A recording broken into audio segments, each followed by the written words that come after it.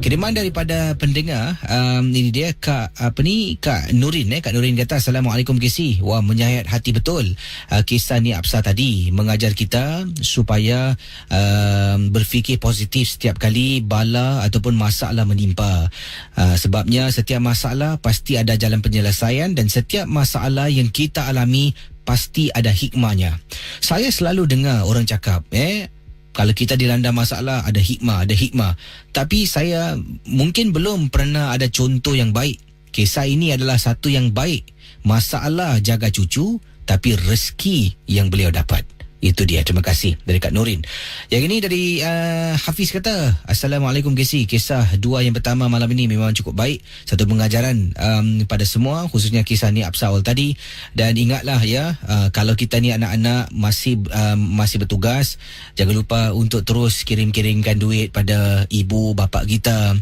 Sebabnya bila kita kecil, mereka yang membesarkan kita, mereka yang kasih makan, minum. Kita apa fikir, ingatlah sendiri mau ingat.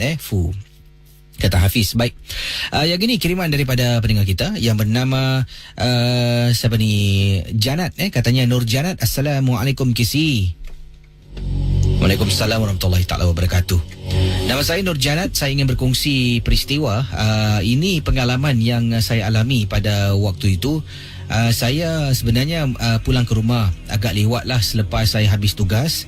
Saya habis kerja jam 1 pagi. Setelah naik transportasi ataupun pengangkutan yang disiapkan oleh tempat tugas saya ke rumah, sampai rumah dalam pukul nak dekat 2 pagi lah.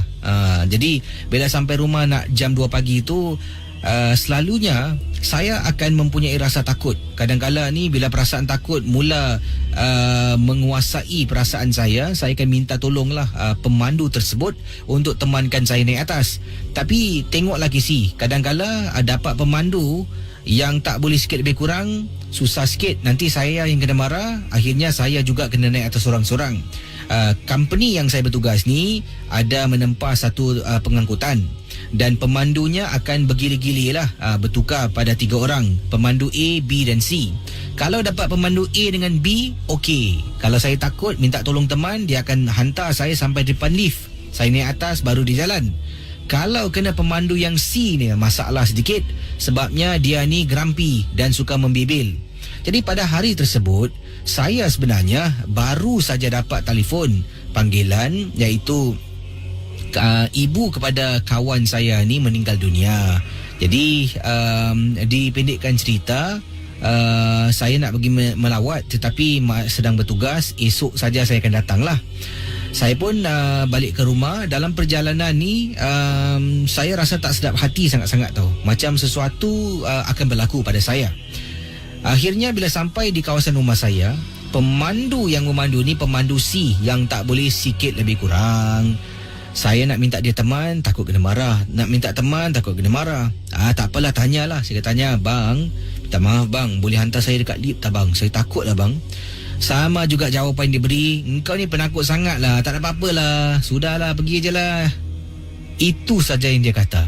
Nak tak nak, saya turun dari van dengan hati yang berat. Daripada van nak jalan ke lift rumah saya, jalannya agak jauh sedikit lah. Saya jalan perlahan-lahan. Tengah berjalan ni, saya boleh dengar suara seperti ada perempuan sedang menangis di belakang saya, iaitu di kolong blok rumah saya yang terletak di kawasan di kawasan mana ni yang terletak di kawasan Sengkang. Jadi sedang berjalan, tiba-tiba dengar suara tangisan di belakang. Saya toleh belakang, tak nampak orang. Jadi saya pun diamlah. Saya jalan menuju ke arah lift, tekan butang lift, tunggu lift turun ke bawah. Lift sampai, saya masuk ke dalam. Apa yang berlaku saat lift nak dekat tutup, antara nak tertutup dekat celah tu, saya rasa macam saya ternampak ibu kepada teman saya berdiri depan pintu lift sedang memerhatikan saya. Bila saya nampak susuk tubuh tu, apa lagi KC, saya pun terpekik lah. Dan perasaan cemas mula timbul. Saya tekan beberapa kali tingkat rumah saya tingkat 9. Tekan sampai datang sampai tingkat 9, pintu lift terbuka. Saya tak keluar, saya sembunyi di belakang tembok lift tu dan menjenguk ke arah luar. Bila saya tengok dah tak ada apa-apa, saya lari lintang pukang sampai depan rumah. kunci tu senang nak keluarkan. Oleh kerana takut susah nak keluarkan kunci, masuk dalam rumah tercungap-cungap saya dibuatnya. Pendengar Ria 897, keesokan harinya bila saya datang berjumpa dengan teman saya untuk menziarahilah teman saya yang baru kehilangan ibunya, kami duduk berbual. Kemudian teman saya kata, "Janat, aku nak cakap engkau lah something." Saya tanya, "Kenapa?" "Semalam ibu aku, sebelum dia meninggal, dia sebut nama engkau."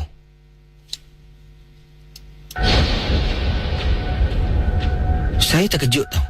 "Engkau betul." Teman saya kata sebelum ibunya mengembuskan nafas terakhir, dia ada sebut nama-nama anak lain. Dia sebut nama kawan saya, dia sebut nama anak yang nombor 2, dan dia sebut nama saya. Saya terkejut, Casey. Saya tak tahu kenapa. Sebenarnya saya dengan teman saya ni kawan rapat sejak kami berada di bangku sekolah rendah, sampailah kami masuk politeknik, sampailah saya bekerja. Kami berkawan. Dia ibunya dah macam ibu saya. Saya ni anak yatim, kematian bapa. Ibu saya ada di rumah tetapi dalam keadaan sakit lah. Sakit yang teruk. Dan ada kalanya bila saya datang menziarahi ketika si arwah masih hidup, saya akan dah bawa makan, kita akan makan beramai-ramai. Jadi kita dah macam keluarga. Saya rasa mungkin kali terakhir saya nampak lah, tapi saya tak beritahu teman saya sebab takut nanti dia tersinggung. Saya nampak depan pintu lift tu, mungkin seperti Corinne-nya datang menjenguk saya buat kali yang terakhir. Baik, kisah yang ingin saya ketengahkan adalah satu peristiwa yang dialami oleh seorang pendengar, dan ini bila saya baca dan bayangkan pengalaman yang dialami oleh pendengar kita amat menyeramkan. Beliau katanya di sini telah pun membeli sebuah rumah, tapi rumah yang dia beli ini adalah warga negara Singapura lah, dan dia telah pun membeli sebuah rumah di seberang tambak. Jadi orang Singapura beli rumah dekat Johor. Ini berlaku lebih kurang 10 tahun yang lalu. Ya, rumah banglo yang dibeli dengan harga yang amat rendah dan murah sangat-sangat. Saya tidak terfikir sebenarnya untuk bertanya tentang harga oleh kerana harganya yang menarik. Saya dengan suami terus terjun maksudnya tu digunakan bahasa kiasan lah, membeli rumah yang disebutkan ini. Setelah kami tanda tangan kontrak dan sebagainya, kami pun bersiap sedialah untuk membeli perabot, ya, barang-barang. Ada juga barang-barang dalam rumah tu yang ditinggalkan oleh pemilik tuan yang lama lah. Sebabnya ada perabot yang masih ada yang telah pun diambil. Rumah tu tidaklah dilengkap kesemuanya.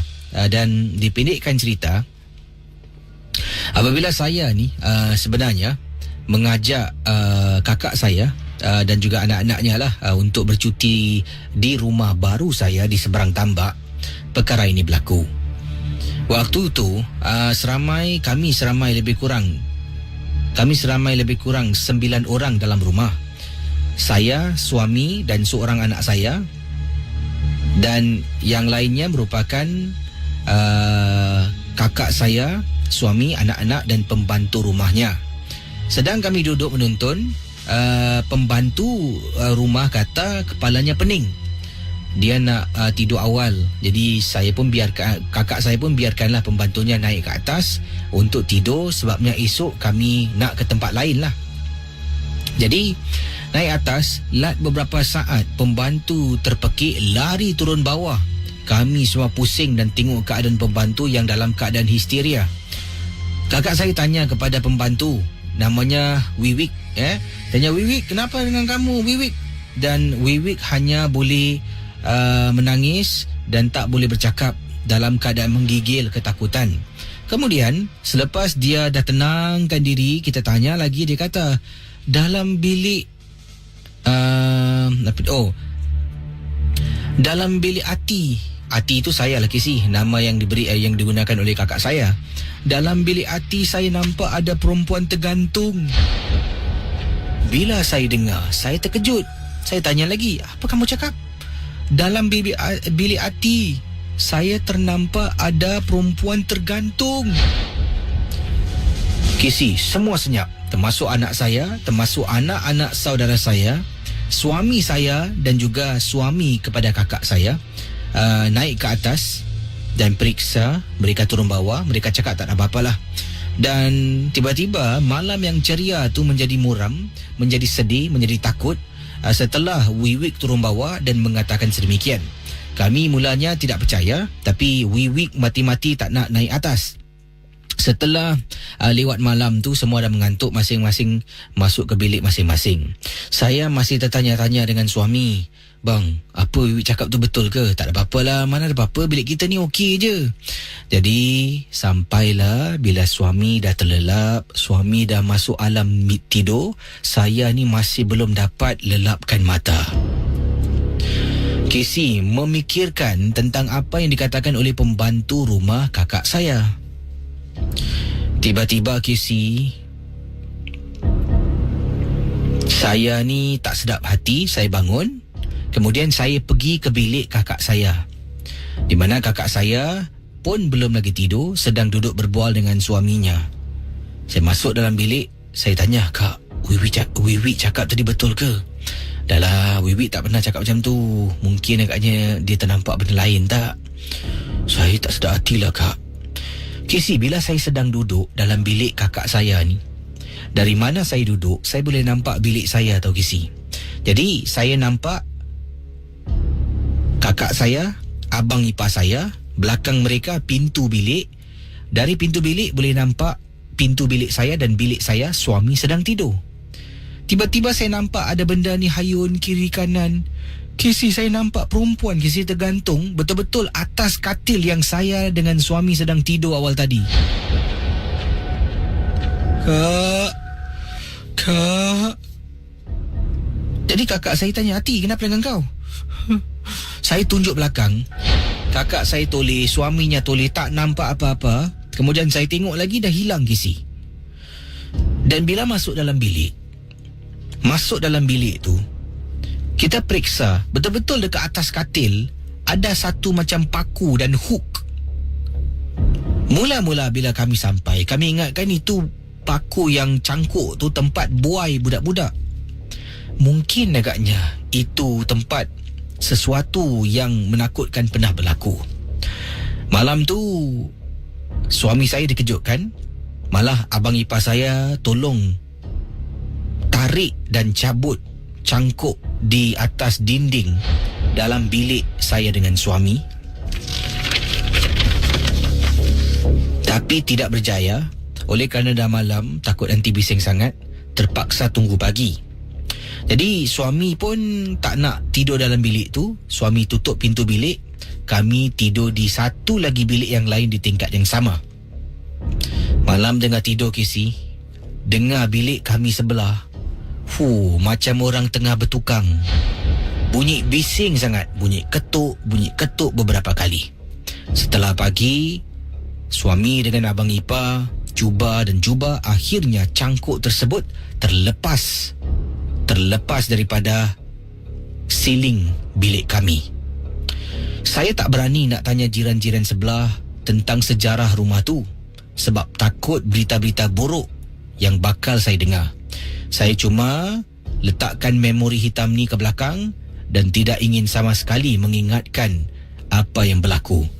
Terima kasih dan selamat tengah malam, Casey. Baik, macam-macam kisah saya terima. Dan awal tadi katanya kisah yang diceritakan, bayangkan rumah yang dibeli dengan harga yang rendah sangat-sangat. Wah, everything must grab tapi adalah baggage yang awak kena kena ambil. Baik, saudara pendengar Ria 897, kiriman yang pertama pada malam ini yang ingin saya bacakan kepada anda semua.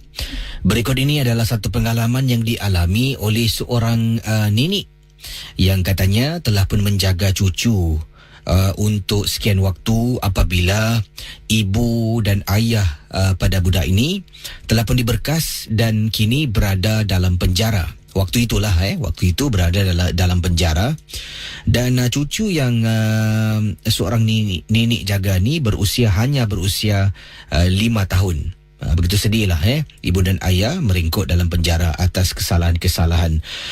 Jadi namanya nenek ni, nama nenek Nek Absa. Nek Absa berkongsi pengalaman yang tak dapat dilupakan. Saya ada seorang cucu yang saya jaga, dan kedua orang tua kepada cucu ini, iaitu anak saya dan menantu saya, berada dalam penjara atas satu kesalahan. Jadi cucu ni di bawah jagaan saya, pendengar Ria 897. Pada mulanya saya ingatkan, mungkin menjaga anak ni, cucu ni, memanglah satu bebanan untuk saya. Bukan apa kisi. Saya ni bukanlah hidup senang. Kais pagi makan pagi, kais petang makan petang. Anak saya ada 3. Tiga-tiga langsung tak boleh diharapkan. 1 dalam penjara, lagi 2 dah tak nampak entah ke mana. Jadi pada usia yang tua, saya tetap kena keluar dan bekerja. Bukan sepenuh masa. Malah kerja saya ni hanya sekejap saja. Saya akan keluar bertugas selama 4 jam dan kemudian akan pulang ke rumah pada usia senja ni lah. Ingatkan ada anak 3 orang, bila dah tua ni boleh juga berehat. Tapi tidak kisi. Mungkin entahlah, ini semua ketentuannya supaya saya sentiasa tabah. Dengan seorang anak dan juga suami meringkuk dalam penjara, saya ada bebanan cucu yang harus saya jaga. Sekarang saya nak keluar ke kerja macam mana? Dan selepas kejadian itu, saya ingatkan cucu saya ni ialah sebagai satu tanggungjawab yang berat pada diri saya. Malah boleh saya sifatkan sebagai satu beban. Bukan apa, kesian tengok budak ni. Saya tidak berduit. Nak makan, tak minum. Kalau saya hidup seorang, saya tak makan, saya tak minum pun tak kisah. Tapi anak kecil ni, harus saya usaha lebih gigih lagi untuk dapatkan sesuap nasi, untuk beli pampers, lampin pakai buang. Kalau tidak, mana nak dapat duit kisi kalau saya tidak kerja? Masalahnya sekarang, macam mana saya nak letak anak saya di mana? Rumah siapa nak jaga? Saya ni bertugas sebagai seorang pembersih. 4 jam saja. Saya akan datang ke kondominium yang saya bertugas. Bermula tugas saya pukul 4 pagi dan saya akan balik selalunya 7 lebih pagi. Saya akan tinggalkan kondominium dan terus pulang ke rumah. Oleh kerana tidak ada pilihan, saya bawa cucu saya bersama dengan saya. Betul kisi? Oleh kerana tiada pilihan. Dan kisi, mohon maaflah, kisah saya ni bukan berkaitan dengan dunia-dunia kisah seram nampak hantu, tapi lebih kepada misteri. Misterinya, cucu yang saya ingatkan bebanan ni sebenarnya telah pun membawa banyak rezeki. Bila saya bawa dia bekerja dengan saya sapu dia ikut saya. Malah orang-orang yang tinggal di kondominium tersebut dengan murah hati memberi saya ampau, duit kisi. Banyak juga kadang-kadang saya dapat. Lepas satu-satu. Ya Allah kisi, cucu saya ni pembawa rezeki rupanya. Sampailah pendengar Ria 897. Saya pulang ke rumah, saya tengok dia bila dia sedang tidur, dan saya berdoa, Ya Allah, inilah cara Engkau memberi aku rezeki. Jadi kisi dan pendengar Ria, apa yang berlaku pada suatu hari, yang ini berkaitan dengan rumah saya. Saya sedang duduk di ruang tamu sekitar pukul 11 malam. Cucu saya dah tidur dalam bilik. Tiba-tiba kisi, cucu saya ni dalam waktu tidur, usianya 5 tahun. 5 tahun. Katanya, Nek Hapsa, saya sedang duduk di ruang tamu. Dalam bilik saya dengar suara kisi. Suara orang sedang mengaji dalam bilik rumah saya. Bilik tu bilik saya lah. Saya tinggal rumah satu bilik satu hall. Duduk di ruang tamu menonton TV, dengar orang dalam bilik saya mengaji. Siapa yang tak bangun? Saya bangun. Siapa pula mengaji ni? Tahu-tahu senyap. Saya balik tempat duduk saya, duduk balik menonton TV. Lat beberapa minit, dengar lagi kisi orang mengaji dekat dalam. Macam sedang membaca surah tau. Tapi suara tu seperti suara anak kecil. Pendengar Ria 897, bila saya bangun, masuk ke dalam bilik, cucu saya yang sedang tidur di atas katil Casey dalam keadaan tidur, mulutnya kumat kamit, sedang membaca surah-surah Al-Quran. Saya menangis, Casey. Menangis sangat-sangat melihat keadaan cucu saya sedemikian. Bukan apa, menangis kegembiraan. Dan saya rasa cucu saya ni satu-satu ni adalah anak yang istimewa. Terima kasih dan juga selamat tengah malam. Itu dia kisah daripada seorang nenek yang perlu menjaga cucu, yang mungkinlah pada mulanya beliau rasakan macam satu tanggungjawab dan bebanan. Bukan apa, bukan beban tak nak jaga, bukan. Sebabnya beliau nenek ni bukanlah ada duit, bukanlah kaya. Dia pun kerja part time sapu-sapu di kondominium. Jadi macam mana sekarang nak keluar kerja? Cucu yang dianggapkan sebagai satu tanggungjawab berat, sebagai satu bebanan, malah telah pun membawa rezeki apabila dia membawa cucu pergi ke tempat tugas untuk sapu-sapu, cucu ikut. Orang-orang yang tinggal di kondominium nampak simpati dan menghulurkan sedikit bantuan lah. Dan saya rasa itulah antara rezeki. Rezeki datang ni macam-macam cara, saudara. Tidak semestinya kita bertugas dapat duit. Kadang-kadang ia datang bergolek dengan cara-cara yang kita tidak langsung fikirkan. Jadi itulah keistimewaan hidup dan keistimewaan kita berdoa. Ingat Jadi yang misterinya tu katanya Puan Hafsah Puan Hafsah kata ketika dia sedang duduk, kedengaran dalam bilik tidur seperti ada orang mengaji. Rupa-rupanya cucu yang sedang tidur 5 tahun belum pandai bercakap sangat ni, boleh dalam tidur tu sedang membaca surah. Satu perkara yang menakjubkan.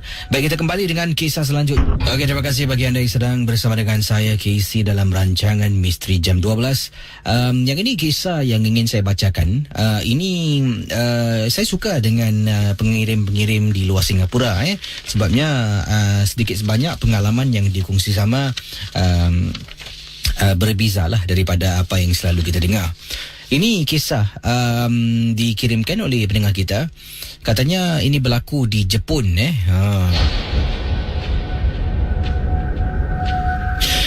Di Jepun, dan beliau ni sebenarnya telah pun menghadiri satu ataupun satu kematian lah, di mana sahabat Jepun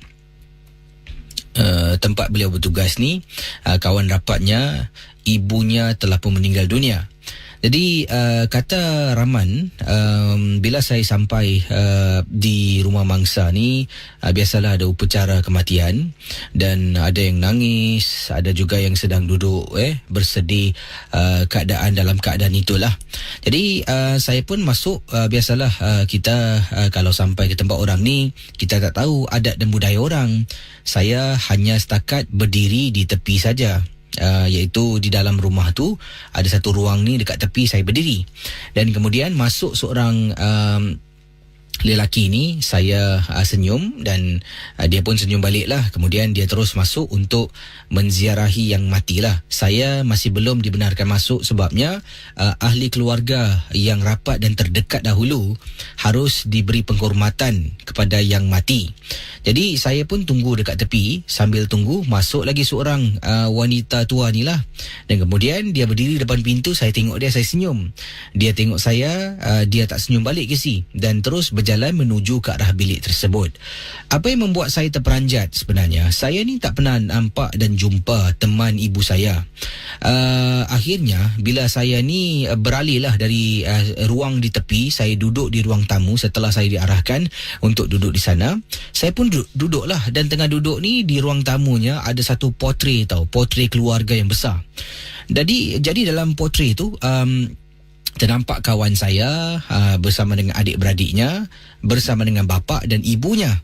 Jadi bila nampak ibu, kata teman saya, yang saya hadiri ni adalah majlis kematian ibu teman sekerja saya. Tapi yang membuat saya terkejut dan terperanjat, awal tadi saya nampak wanita yang sama masuk ke dalam, tengok saya tak senyum, dan terus masuk ke dalam bilik. Wanita yang sama tu adalah ibu dalam gambar tu. Kalau ibu dia meninggal, jadi saya rasalah, mungkin saya salah dengar. Mungkin nenek dia yang meninggal, makciknya yang meninggal, saya tak pasti. Tapi saya nampak wanita yang sama wajahnya dalam gambar, masuk ke dalam rumah. Jadi saya pun buat bodoh lah. Bila tiba giliran saya untuk masuk dan beri penghormatan kepada yang mati ni, saya terkejut Casey. Memang sah wanita yang dalam keranda tu yang saya nampak tu adalah ibu kepada teman, yang juga awal dari itu saya ternampak dia masuk ke dalam rumah. Saya tak berani nak berkata apa-apa sebabnya takut ini boleh menyinggung perasaan teman saya dan juga malah adik-beradik dan serta saudara mara yang lain. Saya cuma berdiam diri dan simpan perkara itu kepada diri saya. Itu saja pengalaman yang ingin saya ceritakan kepada Casey. Terima kasih dan selamat tengah malam. Okey, kisah selanjutnya yang ini daripada pendengar kita. Katanya di sini siapa ni? Ini dia. Dari Encik Ruslan. Assalamualaikum Casey. Waalaikumsalam warahmatullahi taala wabarakatuh. Ingin saya kongsi sesuatu tentang rakan anak saya yang telah pun mereka pergi adventure pada waktu malam.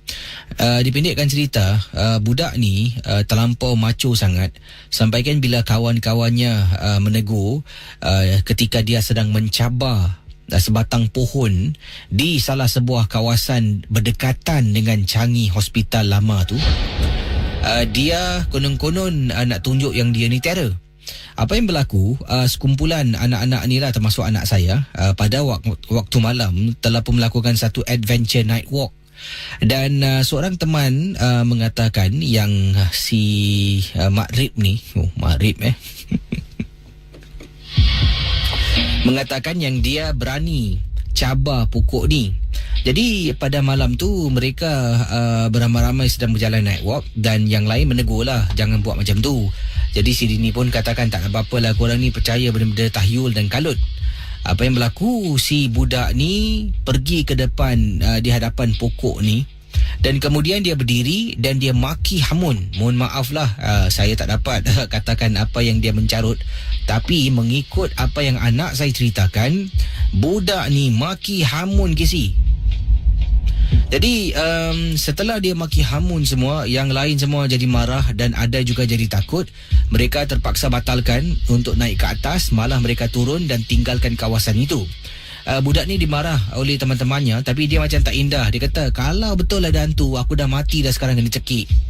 Jadi akhirnya waktu nak balik itulah, ada beberapa budak perempuan ni rasa tak sedap hati, kata Cik Ruslan. Ini yang diceritakan oleh anaknya. Mereka pun naik kereta masing-masing dalam kenderaan. Si Mamat Makrib ni juga memandu dan dia naik kereta seorang diri. Yang lain tumpang kereta anak saya dan ada juga yang menunggang motosikal. Dalam perjalanan nak pulang tu dari Changi, mereka harus jalan dekat satu jalan yang menuju ke arah Pasiris. Bila di traffic light, bayangkan salah seorang budak perempuan yang naik kereta anak saya menceritakan dia ternampak ada seorang wanita sedang duduk di belakang kenderaan si Mamat Makrib ni.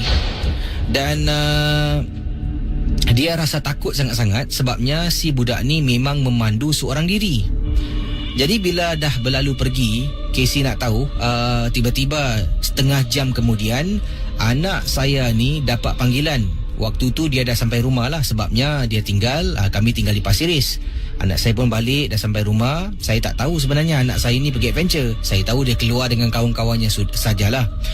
Setengah jam kemudian dapat panggilan daripada rakan yang lain mengatakan si Mamat Makrib ni kemalangan jalan raya dan dikejarkan ke hospital. Jadi kami ingatkan itu kemalangan yang biasa. Apa yang berlaku bila sampai di hospital, dia telah pun dikejarkan ke ICU dan untuk dirawat.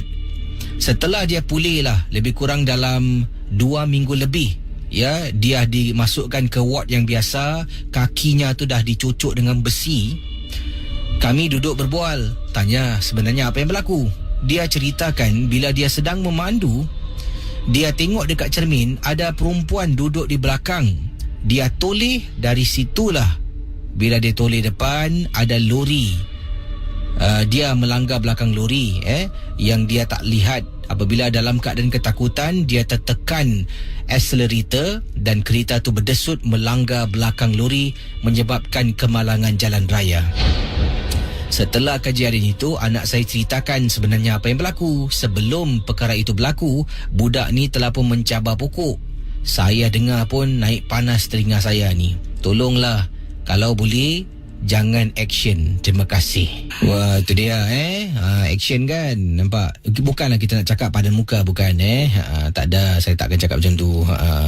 Tapi itulah cabar-cabar pokok awak tak nampak, dia ikut awak balik dalam kenderaan, berlakunya kemalangan dan kemudian tak tahulah hilang kaki ke, dah pulih ke, saya tak pastilah. Apapun, kalau kail panjang sejengkal, lautan dalam jangan nak diduga. Ya, kalau ilmu tu cetek, jangan nak cabar-cabar. Ingat. Baik, kita akan teruskan dengan pengalaman-pengalaman anda, ya. Macam mana dan nasihat banyak kali, ya. Okey, kisah selanjutnya, sementara saya nantikan panggilan anda. Yang ini daripada pendengar kita bernama ini Yazid, katanya Assalamualaikum Kisim. Waalaikumsalam warahmatullahi.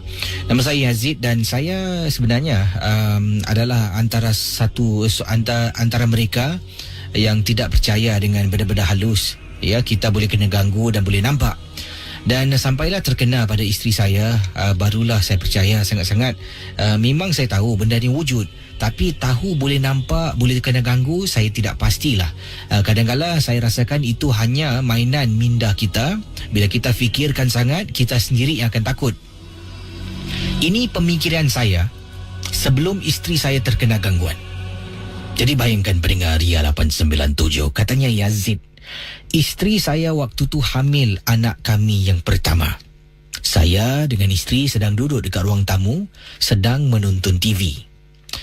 Dan entah macam mana pada malam tu, saya boleh rasa bulu roma saya meremang. Isteri saya yang sedang menonton TV dengan saya, yang sedang pegang tangan saya ni kata, "Bang, asal tangan abang tiba-tiba meremang?" Lagipun kita bukan menonton filem hantu waktu tu. Kemudian saya kata pada isteri, "Oh, tak tahulah, agak sejuk tak?" "Taklah bang, tak sejuk pun," kata saya pada isteri. "Dahlah, buat bodoh sudahlah." Jadi saya masih terus menonton dengan isteri dan kita pun sedang menonton lagi. Tiba-tiba keadaan bulu roma saya dah reda macam biasa. Kemudian datang balik meremang bulu roma saya.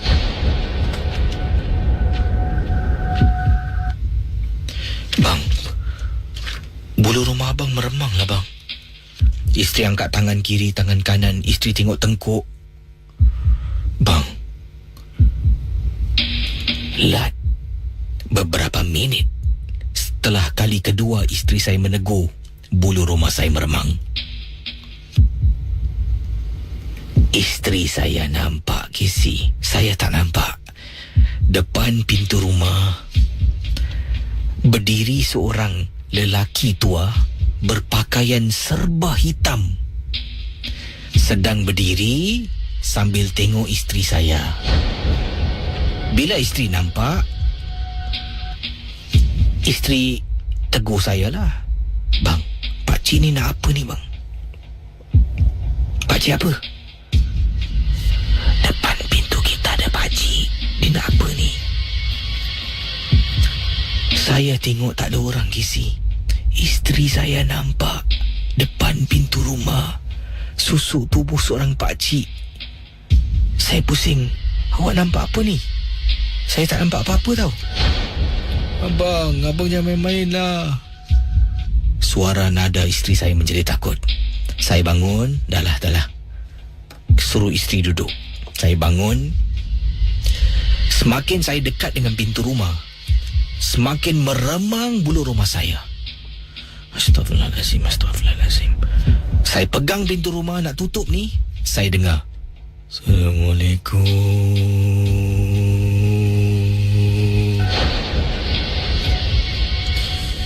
Saya tutup pintu. Dahlah, kita masuk tidur. Matikan TV, saya dengan isteri. Isteri pegang tangan saya masuk dalam bilik. Saya duduk atas katil tanya, "Awak nampak apa tadi?" "Saya nampak pakcik tua bang. Baju semua hitam tengah diri depan pintu." "Saya tak nampak apa-apa." "Betul bang, saya nampak bang. Tapi abang tadi dengar orang beri salam." Dan sebenarnya sebelum ni saya memang tak percaya. Tapi setelah isteri saya terkena gangguan ni, malam tu telah pun merubah persepsi saya terhadap benda-benda halus. Saya tahu mereka wujud, tapi saya tidak pasti dan tidak percaya yang mereka boleh mengacau, mengganggu manusia. sampaikan pada malam itulah.